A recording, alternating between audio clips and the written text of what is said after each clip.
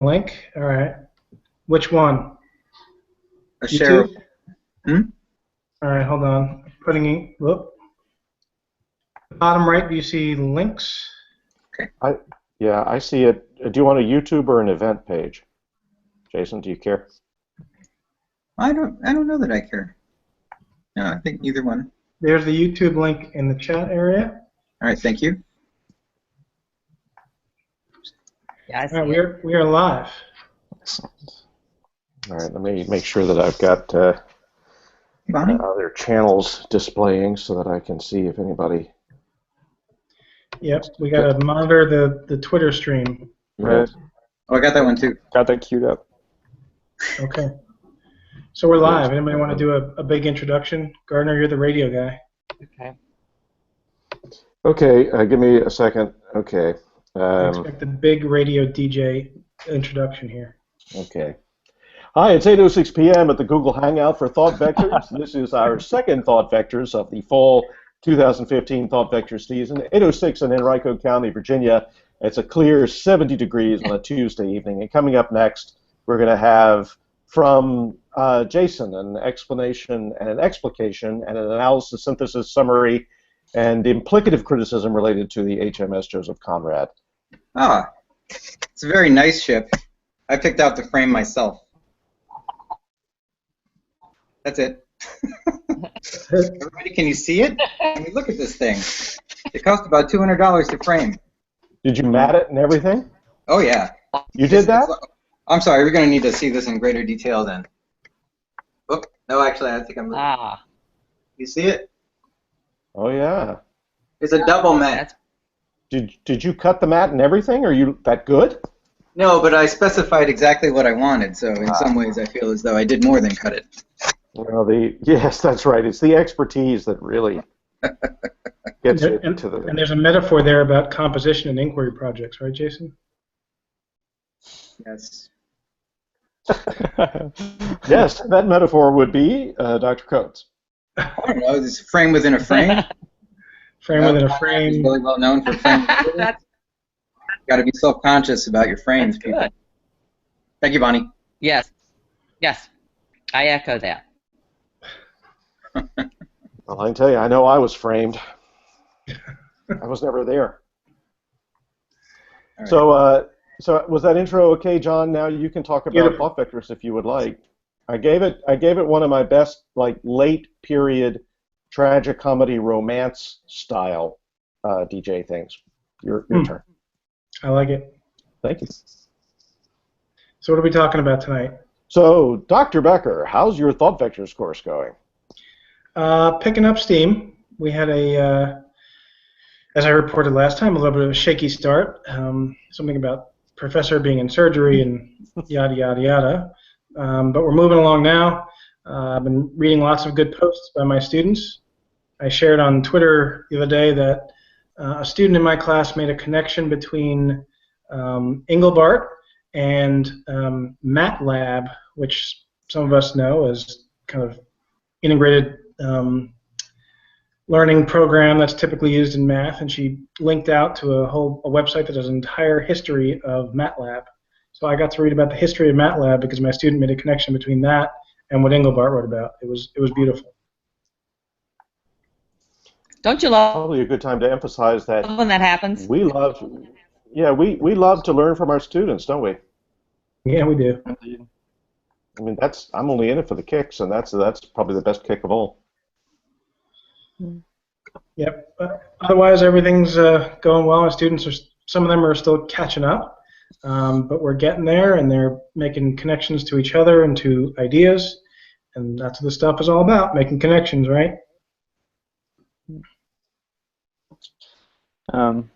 Yeah, and as we talked about last time, it seems that, I mean, you know, the kinks are getting worked out, and like things seem to just be more fluid than, you know, they were several weeks ago, even though they were still fairly fluid then. I think that you know, the smaller things that we were addressing last time, you know, getting used to the schedule being something that is a bit more of a requirement than thinking about it in terms of like a Monday, Wednesday, Friday schedule or a Tuesday, Thursday schedule.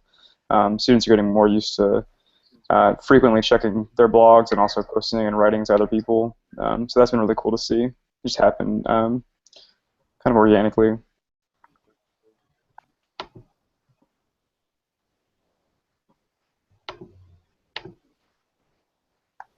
Bonnie, we didn't hear from you much at all last week, but you are now vocal. Yeah, holding strong. So I said you're now. There you go. Talk to us. Am I there? You're there. I think my class is going well. I seem to have the same early posters. I'd say 5 students are always right ball and post. I want to encourage my posters to chime in a little early. I'm enjoying their posts, and some of them are making connections between some of the nuggets and some of the media, the social or the internet. It's interesting to see the connections they make. Did everyone hear that? Roughly. Kind of. A bit of it. What? We heard a bit of it. It's kind of like Mad Libs, though. Yeah. Whatever we didn't hear, we can fill in whatever we'd like. That's the edit after the fact. We'll just edit that out. Yeah. Are you waiting for me to speak? I'm distracted because I'm trying to send an email to my class, and Blackboard keeps saying email is not functioning. Blackboard. Yes, Blackboard this time. May I recommend a group in your Google email? Wouldn't I have to type things? Yes. Oh, there's the rub.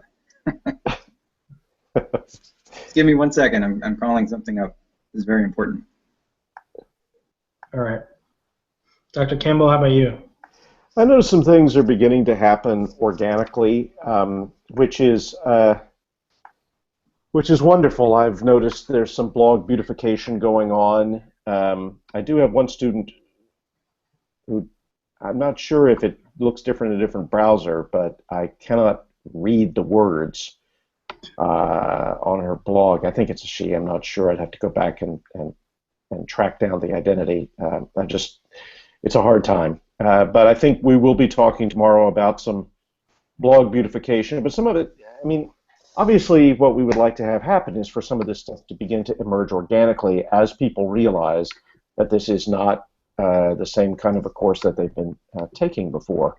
But I did notice, even in last week's class, that there's still a bit of a hurdle to get over there. It can seem like, I don't want to say a trick. It isn't that, but this is really quite a different kind of an experience, and in all sorts of ways. And so it really does take a while for students to understand there's some other ways to think about things. So, you know, that we keep working on. Yeah, I'll add a little bit there in that it's a particular challenge for me in that it's an online course. And so one of the things that I've experienced, not just this semester, but any semester I've ever taught an online course, is that the general expectation is that from the students is that course meets Monday, Wednesday, Friday, let's say, or let's say the course meets Thursday. Typically, they don't check into the learning experience until maybe Wednesday. And they spend the time they need on Wednesday to get ready for class on Thursday. And we were asking them to do that differently. And in particular, in my class, and I suspect probably Bonnie's class too, I've asked them to quote, check into the learning experience on a regular basis. That's a bit of a change for students. And I'm respectful of that. But to Gardner's point, we are asking students to experience this a little bit differently than they might typically experience a class, and we'll get there. We got there last summer, I think, and I'll get there with my students. They're really starting to recognize it. I'm on my soapbox and cheerleading and saying, you know, come on along for the ride. It's going to be great, and they're starting to come along. I think that's really good, John, and I would encourage all of us to be reflecting throughout the semester about the differences between the 8-week summer thought vectors experience and something which is over the 15-week semester. I like the idea that it is a different experience rather than a more or less challenging one. We're asking our students to put in a distributed amount of attention nearly every day. It's not as though that is an onerous amount of attention, but if they are, as you say, used to just checking in 2 or 3 times a week, having to think all the time about what you are curious in or about will be a different thing. I think productively different, though. We shall see. Well, it reminds me that we always like to say when we're feeling a little, I don't know, uncertain about levels of student effort or engagement, that the rule of thumb is, depending on when you hear it, either 2 or 3 hours spent outside of class on the work in class.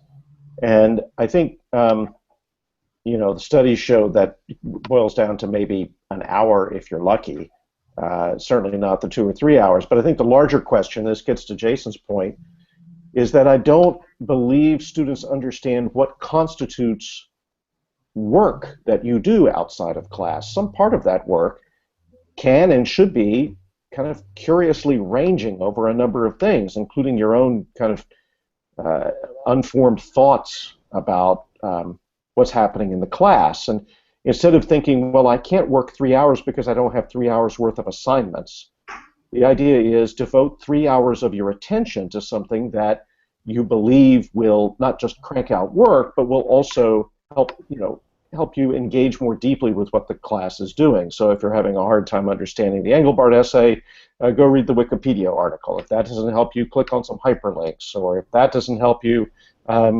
start looking around for other blog responses. I mean, basically, explore. Take that time to think about yourself in an experience, and not just, well, gee, I did my blog post and it was 4 lines long and he didn't tell me how long it should be, so I'll go do something else.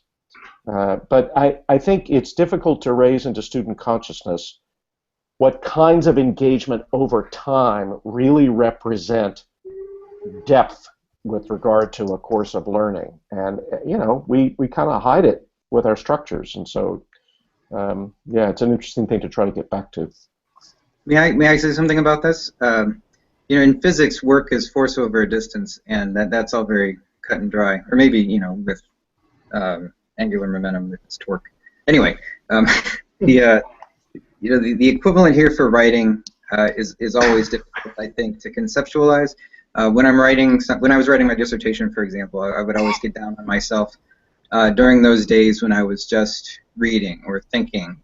Didn't get much written. And is that a wasted day?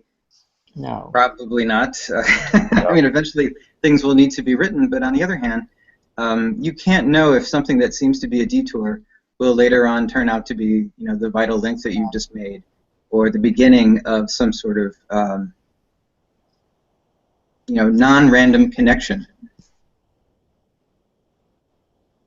Exactly. Or a discovery of some sort. A discovery. Yeah.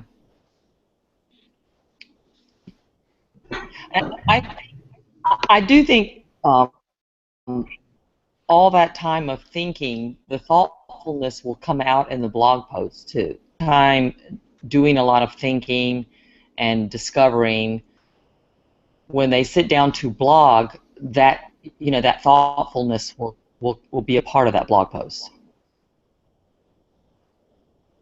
Well, I've also noticed that a number of my students have commented, not only is it freeing to be able to write without worrying about should I use the first person and all of that, but they also tend to be very, the ones who comment on this say it's really nice to know what their classmates are thinking, as if they're not usually able to be in a kind of a conversation or to share outside the structures of a really scripted assignment, what they're thinking or how they're doing in relation to the experience. So that too is very interesting to me. Yeah, and something that, just to go on with that, a point that I've been making a lot. I mean, I teach the face-to-face, one of the face-to-face sections. Is that I'm not looking. There's no like prescription of this right thing that I'm looking for in a blog post. And a lot of the ways that we structure the assignments, sometimes they're quite uniform and sometimes they're not. But I mean, they're very loose. I mean, they're designed to be, a way to actually explore with what's going on, with how you're interacting with the assignment specifically, to generate a unique understanding and experience with it.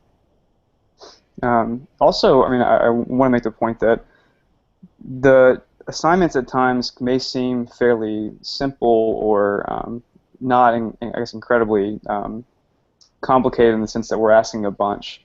But nevertheless, I mean, they're like super rich in terms of like the things that you can get out of it in different ways. I mean, so certain concept experiences, for instance, are very valuable on many different levels. Functionally, just learning how to connect to other people, comments, link, hyperlink, specifically, in certain ways. But also, like, what does that actually mean and what is it actually doing, for the student as a writer and also as someone a part of this conversation that they're creating as they go along. Can I add on to that? I mean, I was saying something about this in one of my other 200 classes yesterday.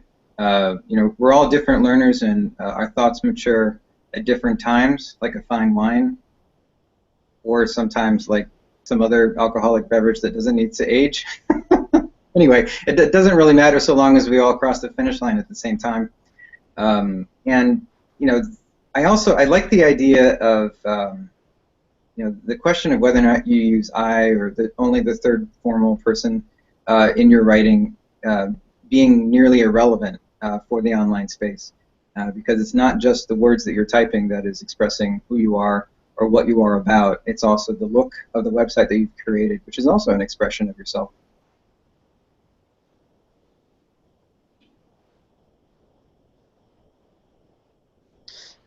Yeah, I mean, just to add to that,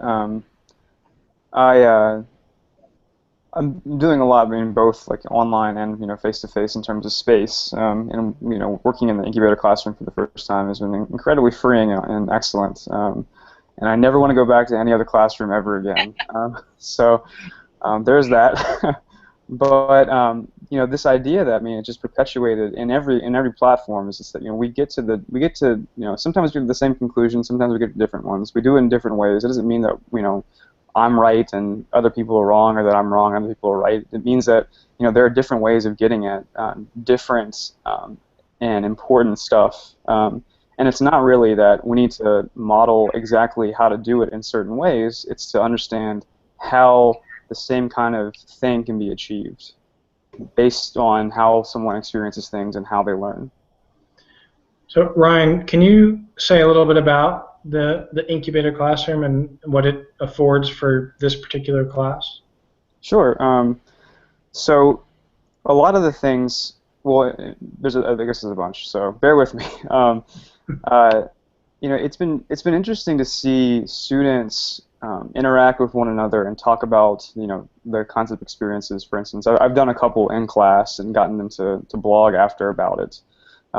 And it's been excellent seeing their thinking, and it's almost like the door unlocking or opening in class, and then reading about it after the fact. So I'm kind of double dipping into them being excited about this stuff, which has been exceptional. But two, I mean, just having conversations with students about how we think about space, whether it's digital space or physical space, and how we can take ownership of it. There's a lot of stuff in that classroom. I mean, just fundamentally, like how we move around in the classroom or what we use around us. Typically, it's not the case that you can just walk up to the board, to any of like 5 dry erase boards and start using it to take notes or to highlight how I'm thinking about something. Yesterday, a student in a group didn't have a computer, and I said, well, just use the one at the front. And she was, it was amazing. She's like, I can do that? And she goes, well, of course. That's why it's there. This idea that, I'm not the teacher who owns all these things. They're all here, and we should use them in any and every way possible to enhance the learning environment that we're creating in real time, but also the thing that we can, point to later when we're documenting how this stuff has happened online. I can keep going, but it has been an excellent experience.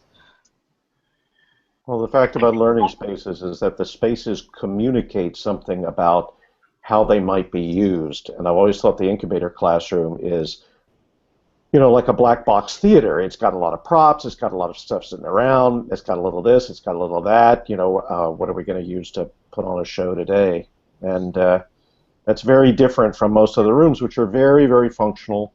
There are seats. There's a front of the room. You can move the seats maybe, but they're not really. There's something that's kind of always potentially festive about the incubator classroom. At least it seems that way to me. I want to talk about time a little bit too, but I'll talk about that in a minute. We can stay on the incubator classroom if you like. I like the idea of space because I've been talking to my students about the things that they're interested in and asking them to think about how those things live in other spaces, in online spaces, forums. So it's been interesting. It's interesting for them to think about how some of the stuff that they are interested in researching, instead of taking the traditional research path, for them to think about how the internet has changed the conversation about some of those topics, or how those kinds of issues live online in a different way, because of the affordances of the internet. So that has kind of been nudging them to think about, their own topics as far in a different way than just the traditional, I'm going to research, police brutality, and instead of just the traditional, I'm going to go out and look at some newspaper articles, but to think about what kind of conversations about that are happening online, and then to kind of, look at it through that lens instead of the traditional research. Plug in some search terms on the databases. Yeah, one of the reasons I asked Ryan to say more about the incubator classroom was that it came fairly shortly on the heels of Jason mentioning the student blogs and their sites and their ability to craft that in any way that they see fit within the constraints of WordPress, which are pretty vast, or minimal, I guess, constraints. And I know last summer we had a week where we asked students to kind of beautify their spaces, and I want to add that in at some point again this semester, fairly soon, I think. I forget, we connected it to one of the readings. Gardner, do you remember which one that was? You're muted, Gardner.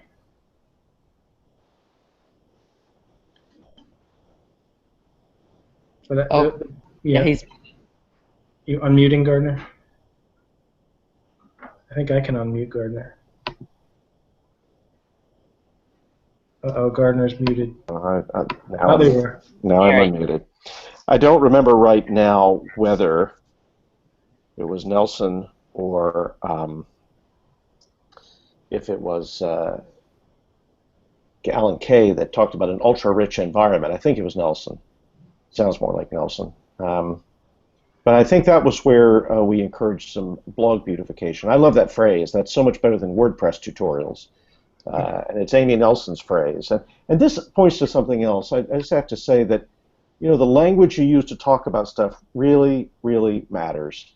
It can shed light into dark corners of a learner's mind, or it can also enable the learner to see your hand in front of her face for the first time ever, because the language changes. And as I remember, much of the language of my own secondary education was pretty dull. There weren't a lot of metaphors in the assignments. I mean, I guess this gets back to what Ryan was saying. And one of the things I did in class in our face-to-face meeting last week was look at a couple of the assignments as if they were nuggets, and to say, look, this is not just about, gee, we really spent a long time writing this, but there's an adventure here. I mean, look at the way these words are interacting, and think about this. This is not just sawdust. This is actually living stuff. And it's just what Bonnie says. I mean, when you're out online, it's a little easier to hear a voice. but those voices are everywhere once you know how to listen. The place where they are not typically is in the way typical syllabi or typical assignments are worded. I mean, in my experience, anyway. And just going back to this notion of space too. I mean, there's a weird trepidation, and I understand this trepidation because I was a student once, of thinking that there are certain ways that you just have to act, right? Right. And there are certain things you just can't explore given given your role and your status in the room as a student. And I think that not freely using the incubator space is akin to not clicking on anything or everything on the Thought Vector site or on any other thing that you're looking up online. This idea that, well, I don't really know, or at least a question of, is this something that I can be doing? It's a weird thing to have to say to students, well, no, of course, look at what other people are doing. Please, it's there. That's why it exists in the way it does. Like, look to see what other people are doing, because you will benefit from it. You can't break it, and it's only there for the purposes of your use. If that makes sense. What can't we break? That sounds like a challenge. Oh, that's true. Yeah. Okay. So, I think we can't break the internet. No. Well. Yeah. Well, and if you think about the space as a communicative space that is open to vectors from all sorts of directions, instead of a funnel, and the wide end of the funnel is up at the front, and then the pointy end is always aimed at individual minds. I used to do crazy things in school. Really, I know that's a shock. When I was in my Milton seminar, because I knew my professor was a Captain Beefheart fan, I would leave cryptic quotations on the board. I would try to get there early sometimes, and when nobody was there, and I would just leave a cryptic quotation on the board to see if he would notice. And he always did. What can I say? I was thinking about in the incubator classroom because I taught in that classroom a year ago, and I don't know if you're finding this, Brian, but sometimes students didn't want to take ownership of that space. They still waited for cues from me about how to rearrange the classroom or how to use the the equipment. Like I said, like you said about a student not wanting to use the computer in the front of the class because they assumed that computer belonged to the teacher. And I think that's kind of a metaphor for the blogging too, and the online space that students create for their inquiry project site, because they keep expecting cues from me about how that space should look in the space. So it's constantly having to try to negotiate or navigate their own expectations for the teacher giving them direction for how to create a space, and my constantly encouraging them to find a way to create the space for themselves and for their project and to meet their need. That's okay. Sorry. May I make an SAT analogy? It seems as though the incubator space, which I have not had the pleasure of teaching in, is to regular classrooms as connected learning is to regular learning. I mean, it seems to be disruptive. I know that some teachers, just from talking to Enoch, who is sadly not with us today, I know that some teachers like to rearrange the incubator room in ways that will challenge the traditional authority of the instructor, which is sometimes empowering to students and sometimes really off-putting, merely because of their training and what they're used to. But at the same time, I don't think we've talked about this with this particular group of students. This hangout that we're doing is not just for our own edification or fun. It's in order to demonstrate that as instructors, we're also connecting our learning with each other. It's not just the students who are connecting with their peers for feedback. It's not just the instructor looking at the blog posts of his or her students. It's we're trying to walk the talk. Yes. Gardner, can you talk about walking the talk? Yeah. While you're walking, What's that, John? You what? while you're walking, talk about walking the talk, or I don't know. Um. Oh golly, you want me to speak all my truths out here in the hangout and everything, Jason? I mean, are you ready? Um. You Yes. know, yeah. I my best teachers in really elementary school or high school or college, I could always tell that they weren't just teaching a thing. They were they were inhabiting it. They were channeling it. They were haunted by it. They were electrified by it.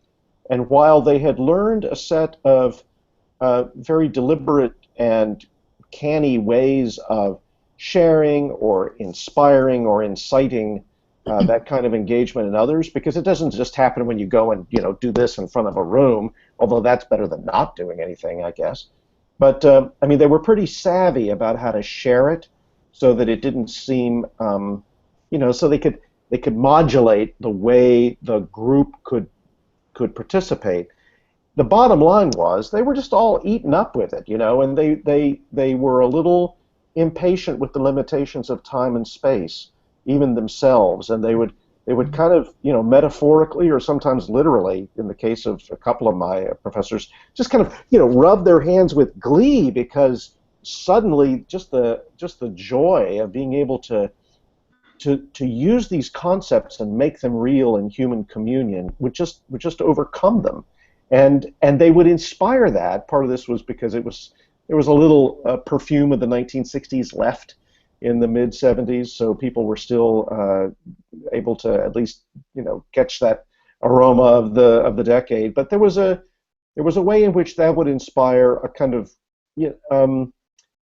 respectful but also audacious playfulness in return from the students. And I remember that so keenly, and thinking that there was something quite liberatory about human potential in all of that.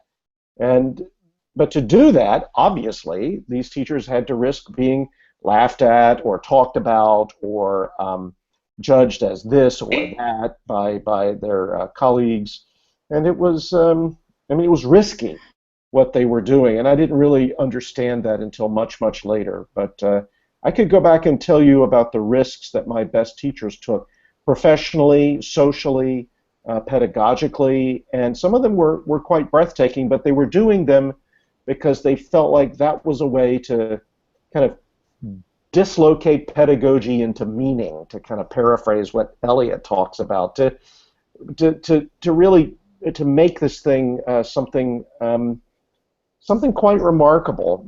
I keep talking about the Passover question. How is this class different from all other classes? Not meaning this course, but this moment. What could we do connecting in this moment that might open up a new set of opportunities or hauntings? And I think that's, we have to get our work done and we have to move forward and all of those grand things.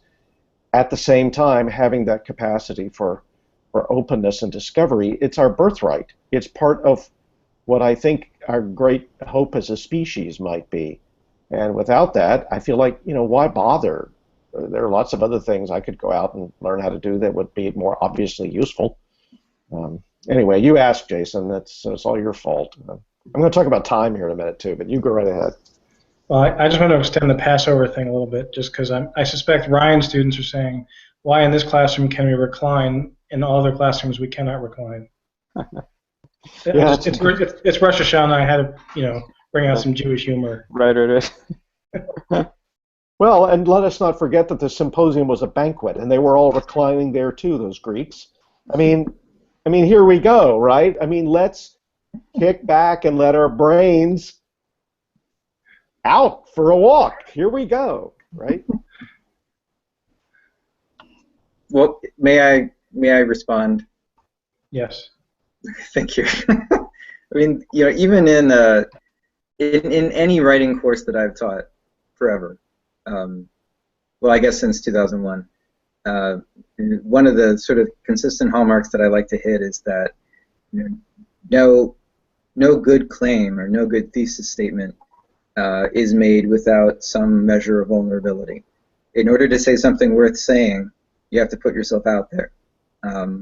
One of the things that I like about the Thought Vectors experience is that writing on open networks does allow, I think, for modeling of the sort of ambition that it takes a lot longer and a lot more effort to create in conventional classrooms. And I don't mean to say, I don't mean this to say that we are leaving our students vulnerable. But I am saying that because the instructors have some skin in the game, because we are blogging along with them, because it is a shared endeavor, because when we say connected learning, we're also then connecting with each other and with our students. I think there's a way of, overcoming, how do I want to say this? Overcoming reticency to post on the web and making it into something like intimacy. It has something to do with the blog beautification. Only makes sense, I think, when people start to take ownership of a space, and I think it's only when it starts to make sense to them that this is an expression of self, and that self is worth being expressed, and that it's sometimes dangerous to do that in any situation, but it's always good practice, and let it be known.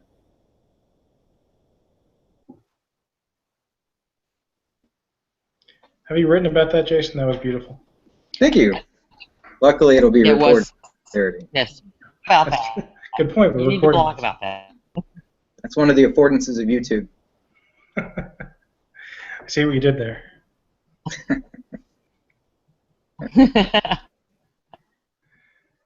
All right, I'm going to try to email my students on Blackboard again. See if this works. Gardner, were you going to say something about time? Yeah. So I was listening to a podcast interview with Oliver Sacks on Fresh Air.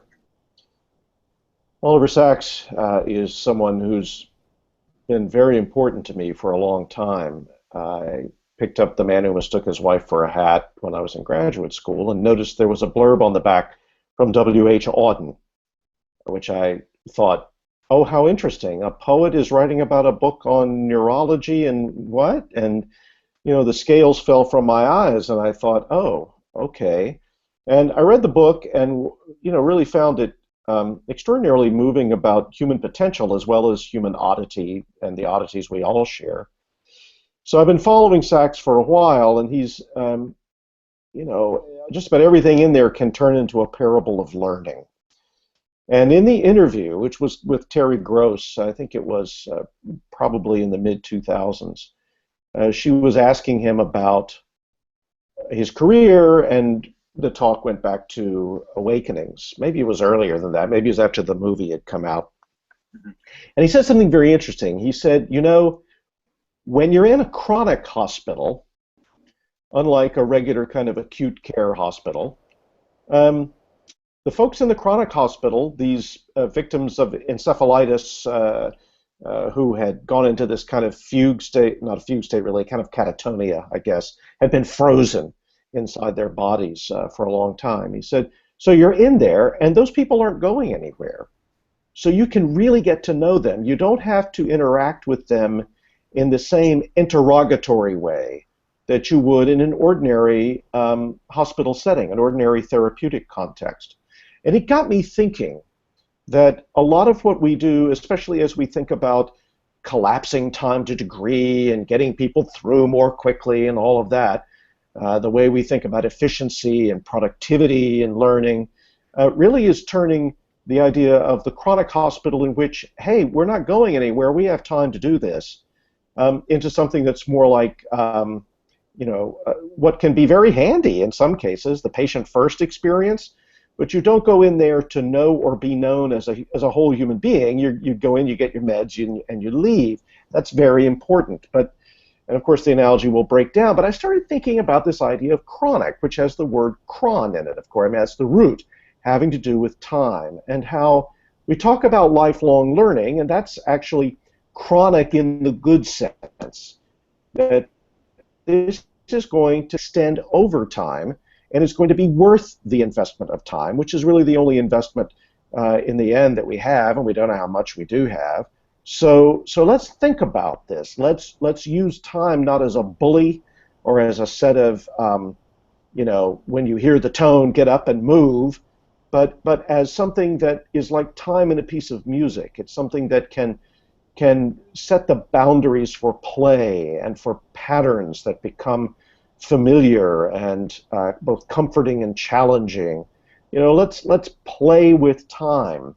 And I just started thinking about that and thinking about how much bending of time this course takes as a kind of unspoken mode of operation, that you're not going to be dropping in every now and then to do something. We expect that there will be an extension of engagement through time, that there will be something happening all the time, and that there is in that a room for an extension of the self through time that will also end up making writing better, because a lot of bad writing is not only hurried in the execution, it anticipates being hurried in the reading as well. Why would anybody dwell on that? What is there to dwell on?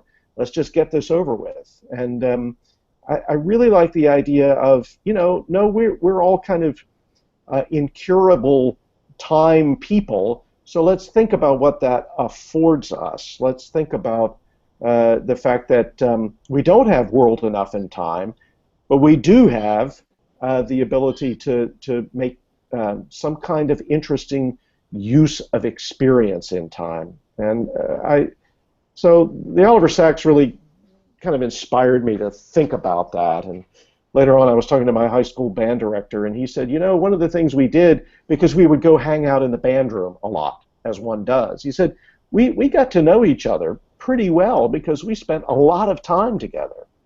And I thought, yeah, that's right too, that there was a kind of an intimacy that was able to spring up between the band director and the band members because we just spent a lot of time together. And it wasn't all unfocused time either. We would be practicing. That was the rule. If you were in the band room, you had to be engaged in conversation or practicing. So I think about that. I think about the role of time, the narrative of the course, the arc of the course, the experience of time within the course. Course of the course. Let me add here. I want to say something Engelbartian. This is the first time I've tried to do this. In a sense, the blog beautification is inextricably tied to Ted Nelson, but in another sense, all of our dreamers contribute to that, and we have them on the syllabus in the order that they are for good reasons. But if it takes you until week 8 to understand Engelbart, or if in week 7 you go back to Vinnie Verbush, then you'll have done something sequentially, but serially, but not necessarily sequentially. Okay. Well, anyway, it doesn't matter, and there are sort of a constellation of authors that can be experienced in one of many ways, and can become good fruit for you at some point when you are hungry for learning. I'm going to mute myself. Sorry about that. No, I think that's exactly right, and I think that the opposite of that, it manifests itself in all sorts of ways that learning experiences can go bad. I don't want to read Milton again. I read that in high school. I don't want to read The Scarlet Letter again. I read it in high school. Well, the first reading is really only there to prepare the second reading to flourish in your mind, and eventually, this isle is full of noises. You have these things in your head all the time. You're in this constant kind of music of all of the stuff that you've read and thought about and talked about, and that happens at different moments in your engagement. But it should happen. It should be a thing that exists. Frank Kermode talks about this in The Sense of an Ending. There's Kairos, which is the great time, and then there's Chronos, which is the sequential time, and every moment in the sequence of time acquires fullness because of the way it's also not just itself, it's the whole thing at once. And our minds have those peculiar capacities, right, in memory, and so why not use that as one of the expressive means of communication. Why not use that as one of the ways of engaging with what it is you read? Why make it like a series of 1 hour stands that leaves you just completely bereft of anything like real depth of engagement? Okay. Since I have read The Sense of an Ending, I can do this now. This, I think, is one of the advantages of experimenting with sort of rhizomatic thinking. The associative trails that Vannevar Bush talks about look very different than the one damn thing after another that both chronological time and often narrative time, when we try to write the stories of our lives, do not resemble. It's something that we place adjacent to a different idea, and then another idea comes along, and soon you're thinking of Sergei Eisenstein and the montage method, and all of it means something different than it seemed like it was going to mean if you were only thinking about it sequentially. That, I think, is the strength of Engelbart, except here, instead of something like a poetic sequence or an art film, it's a computer program, and it can do things very, very quickly, and has given birth to all kinds of phenomena that we would do well to try to understand.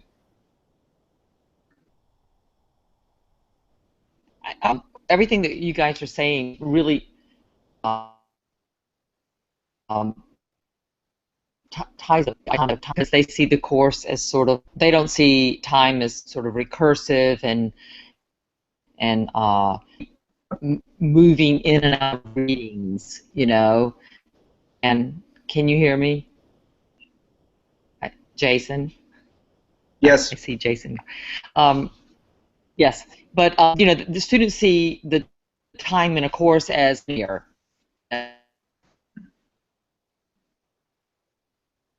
You finish one and the movement is linear at all, recursive.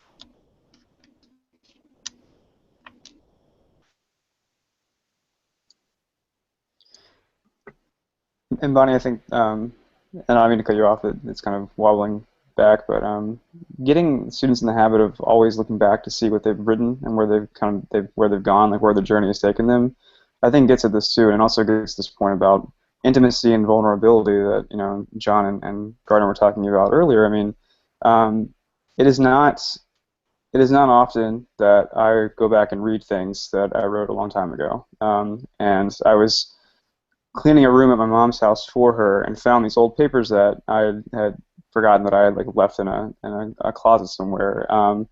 And before, I think I would balk at reading these things because they're embarrassing. As a 20-year-old philosophy student, I didn't know what I was talking about. I thought I did, but clearly wasn't as strong as I thought at the time, which makes sense. And I was thinking about it in relation to the class and kind of what we've been getting the students to do, and it's just this incredible thing where it is diachronic. I'm not the same writer, but I couldn't be the writer that I am now, or the thinker that I am now, if I didn't have that experience, if I didn't have all of these experience of being a philosophy student and going through and having everything build on that. So this idea of getting students to get in the habit of looking back, I think is important. And I mean, it does add to this idea, at least to me it seems, add this idea of intimacy.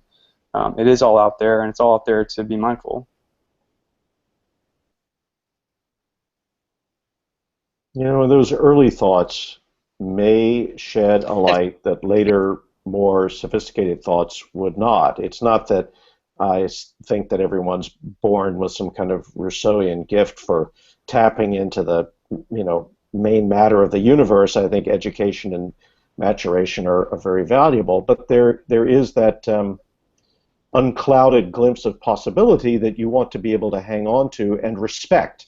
I think being able to respect all the stages of oneself as a learner is a very important thing, because then that works, I'll use a word I haven't used for a while, it works proleptically. If I have respect for the way I was when I was a sixth grader on the cusp of puberty with all hell breaking loose, and I think, well, there were a couple of ideas I had there that were kind of interesting. I can see how they keep coming back to me. then I will look at the confusion I might experience now and say it's okay. There's probably something in there that's going to come true in a good way 5 years from now, 10 years from now. I need to be patient with that time of unfolding. And that's, I mean, to get to something that Andrew put in one of his tweets, he said, so what about, trying to guide people towards stuff they don't find interesting? And I think one of the things that, if you respect the various stages of yourself as a learner, you can begin to anticipate is that in time, you will be able to find what is interesting in almost anything, because you will be patient with how that will begin to reveal itself to you. And something about that very patience begins to make that interest possible. I think that can be augmented through connected learning, just as surely as it can be thwarted by the immediate gratifications of over-reliance on any medium's, kind of immediate pleasures. Can I just say that sounds like when you're talking about your former self and you're learning to go back and not be dismissive of what you thought 5, 10 years ago. That's kind of like a trust fall with yourself. These are ideas that you're having right now. They may not be fully formed. They may never be fully formed, or you may never be fully satisfied with the way that they look.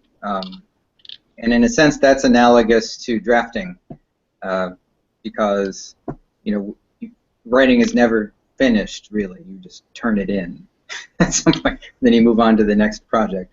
But eventually, you'll look back on this and say, you know what, that was really good.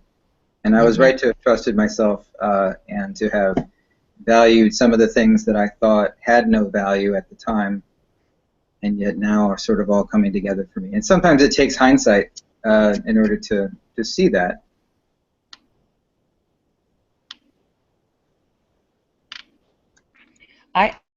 I ask students to think about something they wrote in middle school, right? Can you guys hear me? Yeah, because generally students are pretty embarrassed about things they produce in middle school, but I think when I do that, they kind of understand what I'm saying in the sense that a lot of them do acknowledge that some of those problems they had in middle school, or some of that emotional writing that they did, or some of that writing that they did that they didn't want to share with anybody, but that all of that writing was necessary to get them from one point to another.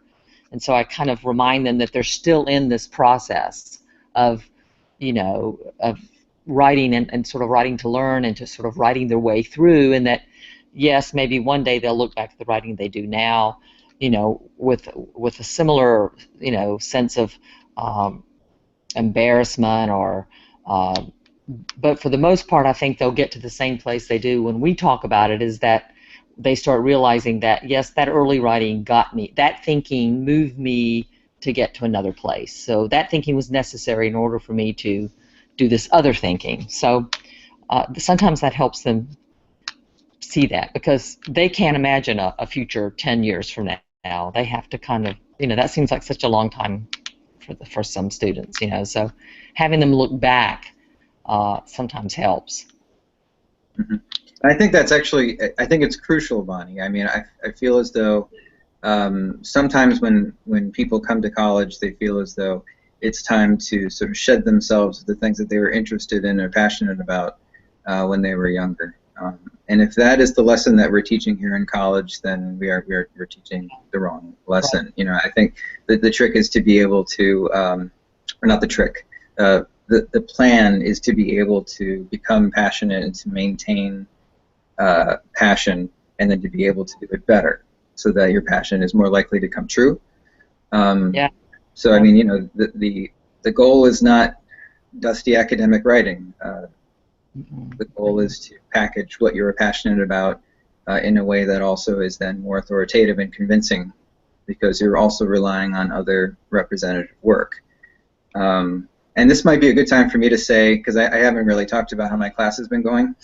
That was the beginning, and so, but this might be a good time for me to say that of the projects that my students have been considering and proposing in a Google form that I sent around, the ones that I have found most impressive are the ones that include a really substantial personal component to it, either their explanation of why they're interested in studying something on the internet is because of something that happened to them in the past, or just because they feel as though their interactions with with something on the web is meaningful enough that other people would benefit from its being shared.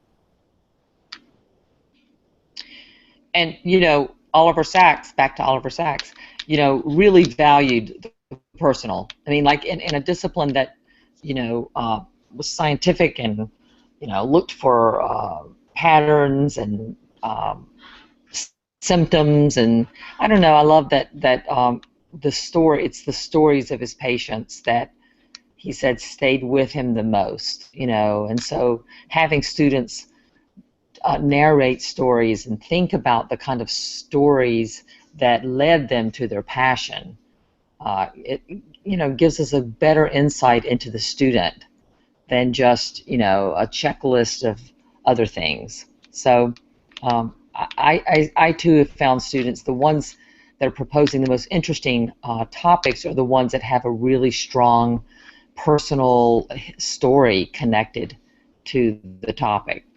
And I always love reading about the stories.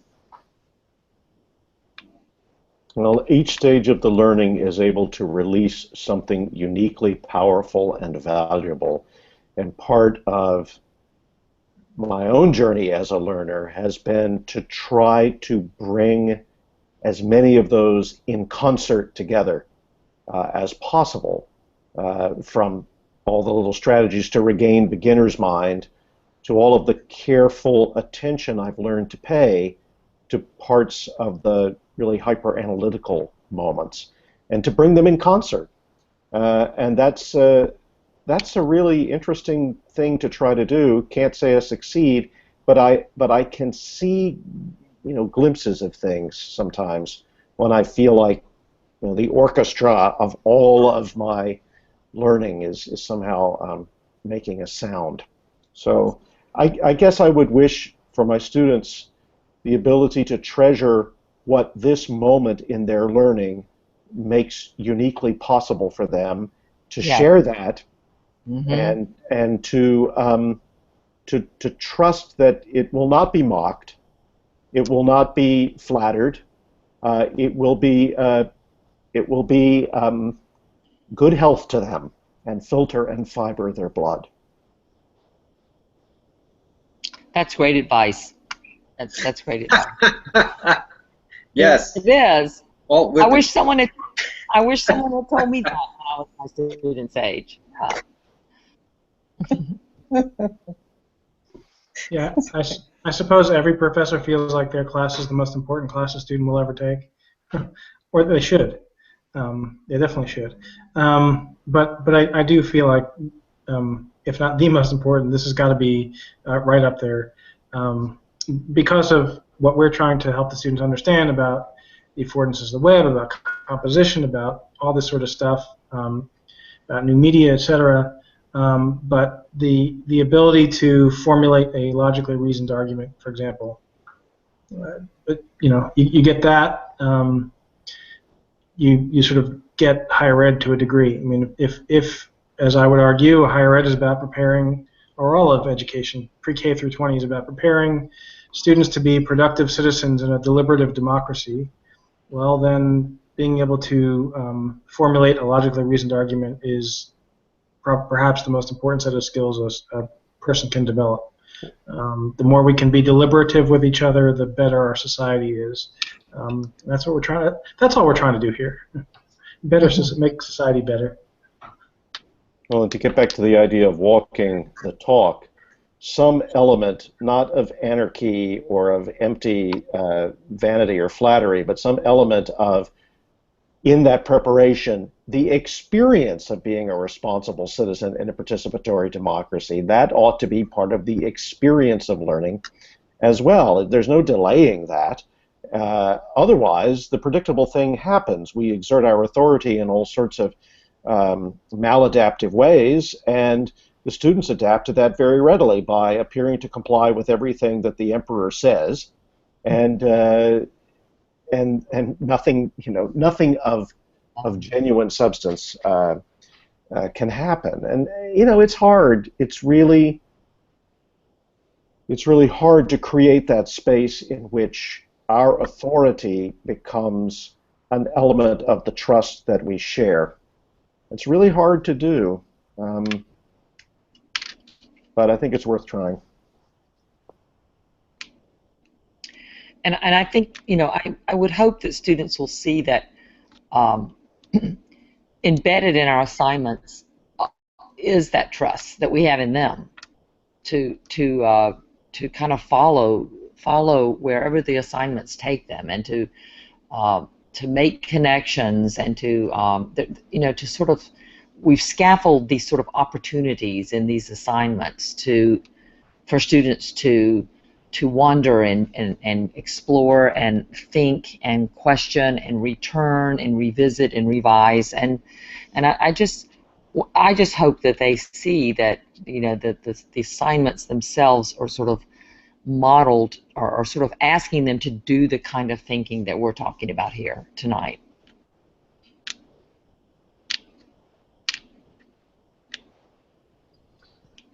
Well, I do have an announcement to share, which is that Doug Engelbart's daughter and the current executive director of the Doug Engelbart Institute will be visiting our fair university on September 30th, October 1st, and then there's an opportunity for the Engelbart scholars to meet with her and take a trip to the Smithsonian on Friday the 2nd. But on the 30th and the 1st, Christina will be visiting some of our classes. If anyone wants a visit from Christina, let me know. I think all of us who are not teaching in the online space will be meeting with our students on one of those 2 days. I think that's right. And maybe we can talk her into a hangout with us sometime. That would be really nice. So I've been talking with her. I talk with her on a weekly basis, and spoke with her just this afternoon, and she's making some very interesting connections with some very brave and vulnerable thinkers in a stealth lab. But more on that anon. Thank you all for this conversation. This has really been, they're always great. This one's actually kind of touched me deeply. It's made me a little emotional. So anyway, thanks. Wait a minute. What is the stealth lab? Well, if you think about that question, Dr. Coates, you'll realize I can't tell you. You can't leave us with stealth lab, and then it's like the end of the season, okay? It's the last episode in the season. That's right, to be continued. oh, cliffhanger. Oh, I gotcha. Cliffhanger. Well, thank you all. Anybody else have any parting words? No. Have a good night, everyone. Yep, take I care. guess that's yes. Yes. Night. All right, I will stop broadcasting momentarily.